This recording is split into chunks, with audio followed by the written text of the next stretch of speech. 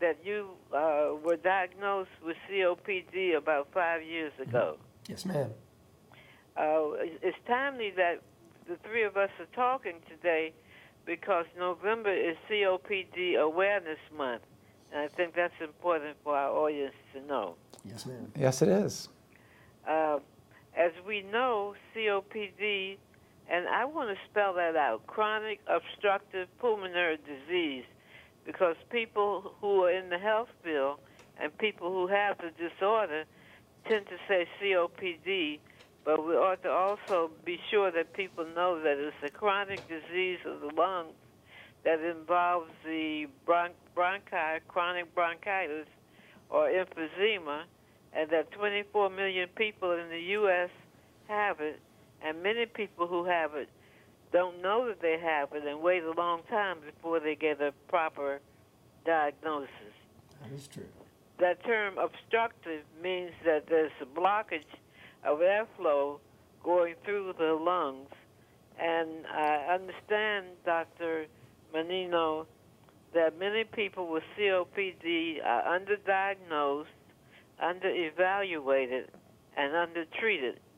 And as a result of that, it can be a disappointing disease for patients and for doctors.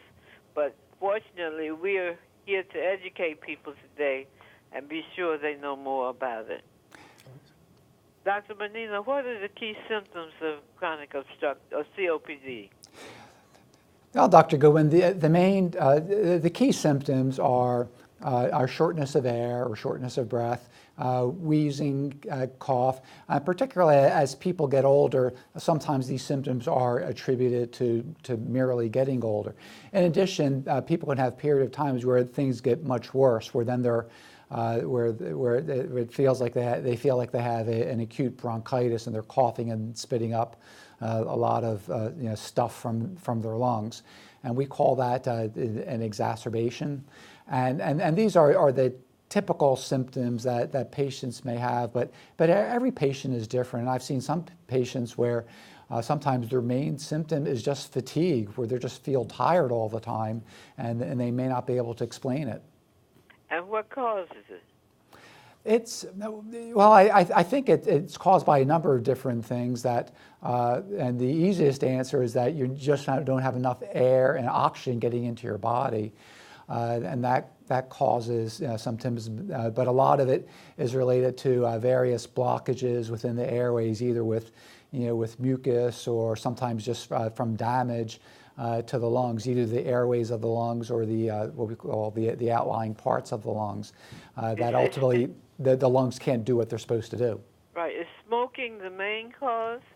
In the United States, smoking is the main risk factor for COPD, but not the only one. That we also have, for example, people who have had early life respiratory infections, people who are exposed to pollutants either in the workplace or at home. That these are all factors. Asthma itself, can be a risk factor for the later development of COPD. And why is early diagnosis so important? I think early diagnosis is important because without appropriate diagnosis, you then can't get the appropriate treatment. And I believe that, as is true with any other chronic disease, the earlier you figure out what's going on and can intervene, the better off for the patient. That we can then start addressing the symptoms and quality of life issues that person may have before the disease causes further deterioration of their lungs. Sean, Yes, what ma'am. treatment approaches are important for the patient, and what helps the patient to have a positive attitude and outlook? Well, I think so for me, I got diagnosed actually a few years ago, but I'd had symptoms for about 5 years. And for me, the thing that I recommend for everybody, if anything that I'm getting ready to say sounds good to you, try to take notes of the weird red flags that happen for you and bring that set of notes into your doctor so they've got something to actually look at. So I used to be a runner, and I would come home sometimes from running, and I'd tell my wife, the air is so heavy today. And she would always just come back and go, no, it's the same as yesterday. It didn't feel any different to me. And that was a red flag right there. And I used to play indoor soccer, and I couldn't play as long as I used to, so I attributed it to age. I was like, "Oh, I'm just getting old. I can't play as much as I used to." And really, that one I could only do about half the time as I could before. I just wish I would have written that down. And then I would get constantly coughs and spitting up gross stuff, but end up on steroids and antibiotics. And when I would do that, I really wish I would have written down the dates that I was on them, because I was going to different doctors, like a doc in the box is what we'd call them where I'm from.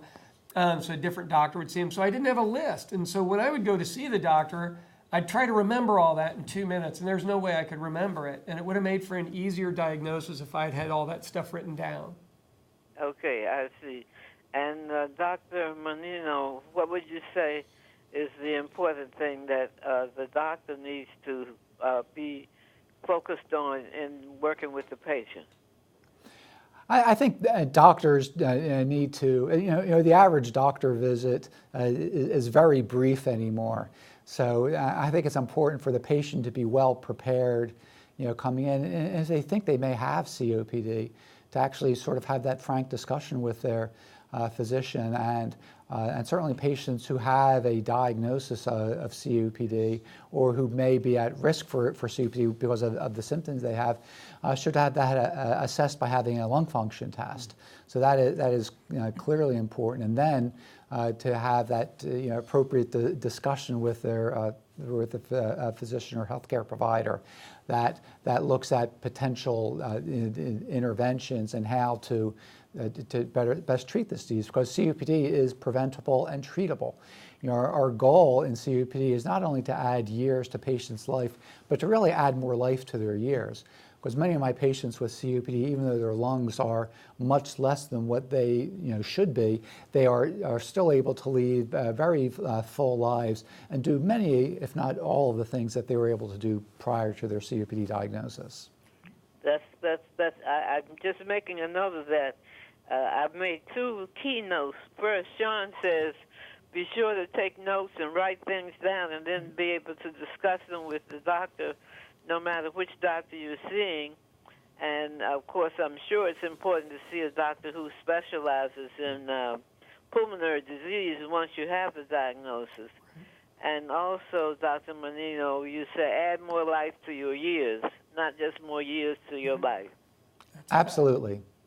I want to thank both of you for spending this time with me, and I'm sure my Health Power audience will appreciate the information you're sharing.